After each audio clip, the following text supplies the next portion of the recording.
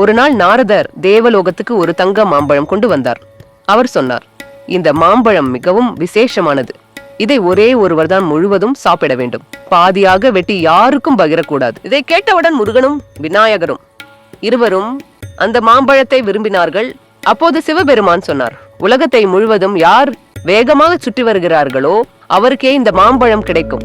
முருகன் உடனே தனது மயிலில் ஏறி வானத்தில் பறந்தார். விநாயகர் தனது சிறிய எலியை பார்த்தார். அனைவரும் சிரித்தனர். இப்படி மெதுவான எலியுடன் விநாயகர் வெல்ல முடியுமா? ஆனால் விநாயகர் சிந்தித்து அமைதியாக சொன்னார், எனக்கு பெற்றோர்களே உலகம். அவர் தனது எலியில் ஏறி சிவபெருமான் மற்றும் பார்வதி அம்மையை 3 முறை சுற்றி வந்தார். அவர் கூறினார், அப்பா அம்மா தான் என் உலகம். அவர்களை சுற்றி வந்தால் நான் உலகையே சுற்றி வந்ததாகவும் அந்த அறிவால் விநாயகருக்கே அந்த தங்க மாம்பழம் கிடைத்தது. அனைவரும் விநாயகரின் அறிவையும் பக்தியையும் பாராட்டினர். இதே போன்ற மேலும் பல கதைகளை கேட்க RS Kids Wonder Learning சேனலை சப்ஸ்கிரைப் செய்யுங்கள்.